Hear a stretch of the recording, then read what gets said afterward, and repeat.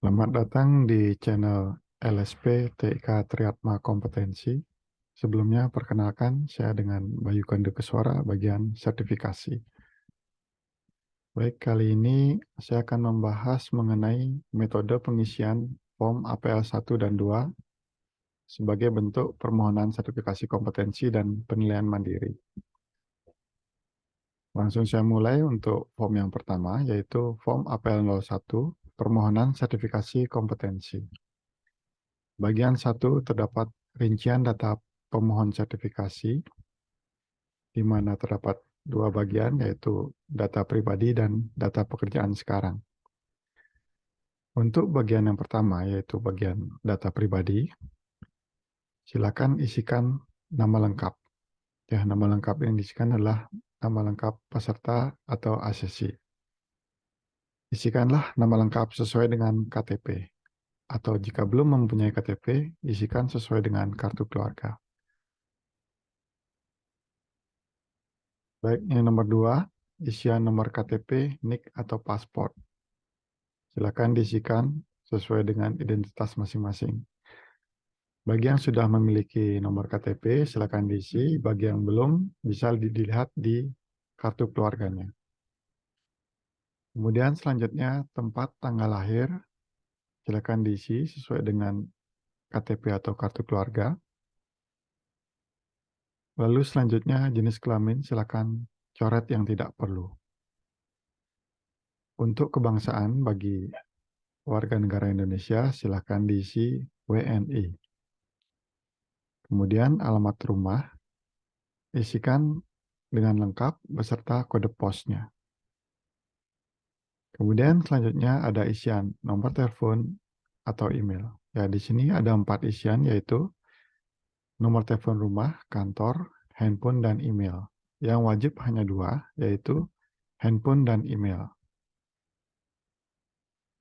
Kalaupun tidak mempunyai nomor handphone, boleh diwakilkan menggunakan nomor handphone kerabat terdekat atau keluarga. Untuk nomor telepon rumah dan kantor itu boleh dikosongkan. Kualifikasi pendidikan silakan diisi sesuai dengan tamatannya, misalkan SMK atau S1.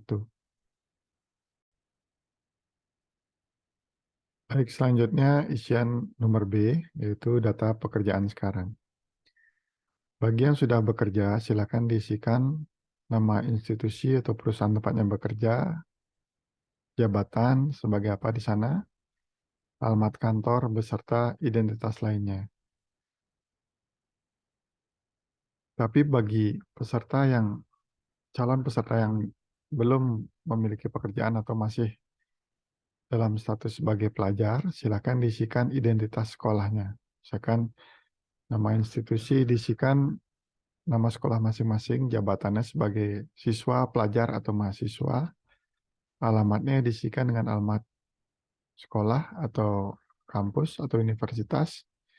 Kemudian isikan juga nomor telepon, faksimili atau email yang dimiliki oleh instansi masing-masing. Kalaupun tidak memiliki nomor faksimili, itu boleh dikosongkan. Baik, saya lanjut ke bagian yang kedua, yaitu data sertifikasi. Isian yang pertama yaitu atau dipastikan terlebih dahulu mengenai skema yang akan ingin diujikan. Itu sudah tepat atau belum. Apabila sudah tepat, bisa lanjut ke tujuan asesmen. Apabila baru pertama kali melakukan uji kompetensi, itu silakan dicentang di bagian sertifikasi. Baik, kemudian lanjut di daftar unit kompetensi sesuai kemasan. Nah, ini adalah unit kompetensi desainer multimedia muda. Untuk skema yang lain itu kurang lebih sama. Yang dibedakan hanyalah unit kompetensinya saja. Oke, bagian yang terakhir dari form APL 01 yaitu bukti kelengkapan pemohon. Silakan dicocokkan bukti persyaratan dasarnya, yaitu yang pertama ada memiliki ijazah minimal SMK jurusan multimedia. Apabila memiliki, silakan dicentang di bagian memenuhi syarat. Karena bukti persyaratan dasar mengandung kata atau, jadi boleh dipenuhi salah satunya. Jadi boleh bukti yang pertama atau yang kedua, tenaga kerja pada jabatan desainer multimedia muda yang telah berpengalaman kerja minimal 2 tahun secara berkelanjutan. Ya, jadi bisa diabaikan yang nomor 2 kalau sudah memenuhi yang nomor 4 pertama. Kemudian yang terakhir isikanlah isian pemohon atau kandidat. Ya, silakan diisikan di kotak ini. Kalaupun nama yang dimiliki panjang atau melebihi kotak ini boleh dilanjutkan di bagian bawah. Ya, kemudian tanda tangan di sini dan diisikan tanggal permohonannya. Ya, mohon diingat, tanggal permohonan tidak boleh sama dengan tanggal melakukan proses uji. Jadi wajib sebelum itu. Oke, cukup itu untuk APL 01. Saya lanjut ke bagian yang kedua yaitu APL 02, yaitu asesmen mandiri. Tujuan dari formulir APL 02 atau asesmen mandiri ini adalah menilai diri sendiri. Jadi, para calon peserta sebelum mengikuti proses uji kompetensi harus merasa kompeten terlebih dahulu berdasarkan unit kompetensi dan elemen-elemen yang ada. Ya, jadi analoginya diri sendiri harus menilai diri sendiri kompeten, barulah bisa seorang asesor nanti yang akan menilainya. Jadi harus yakin dulu kompeten sebelum dinilai oleh orang lain atau asesor. Ya, silakan cermati setiap elemen dan kriteria unjuk kerja yang ada. Apabila merasa diri kompeten, silakan centang di bagian kompeten. Tetapi mohon diingat, apabila terdapat satu saja isian yang dinilai belum kompeten, jadi mohon maaf, calon peserta tidak dapat melanjutkan ke proses uji kompetensi. Ya, jadi kalau mau melanjutkan ke proses uji kompetensi, wajib menjawab semua dengan kompeten. Ya, silakan diisi sampai bawah. Kemudian ada bukti yang relevan. Bukti yang relevan ini silakan dicocokkan dengan yang ada di dalam map sebagai persyaratan nanti, yaitu yang isinya mungkin eh, bukti kursus atau pelatihan atau ijazah atau hasil karya, itu silakan tuliskan sesuai dengan elemen yang bersangkutan.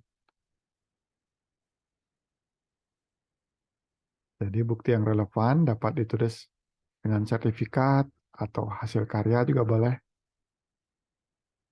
Silakan disesuaikan sesuai dengan elemen dan kriteria unjuk kerja masing-masing. Ya, silakan diisikan semua, dicermati sampai pada halaman yang terakhir. Ya, saya lanjut langsung ke halaman yang terakhir, isian yang terakhir. Di sana ada sebuah tabel yaitu berisi nama sesi, tanggal, dan tanda tangan asesi.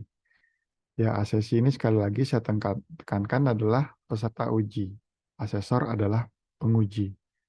Asesmen adalah proses uji. Jadi asesor melakukan asesmen terhadap asesi. Ya, baik. Jadi boleh diisikan nama asesi di sini nama lengkap masing-masing. Kemudian tanggal adalah tanggal melakukan uji mandiri atau asesmen mandiri. Dan perlu diingat, tanggal asesmen mandiri wajib sebelum tanggal uji. Ya, jadi misalkan tanggal uji tanggal 10, jadi tanggal asesmen mandiri paling tidak tanggal 9 atau sebelumnya. Sehingga setelah itu bisa ditinjau oleh asesor. Kemudian apabila sudah tanggalnya, jadi tinggal melakukan tanda tangan asesi di sini. Baik, untuk pengisian APL 1 dan 2 saya rasa cukup. Silakan diisi dengan baik, dicek apabila terdapat kekurangan, dan kalau sudah bisa diserahkan kepada LSP atau tim asesor. Baik, saya rasa cukup. Terima kasih.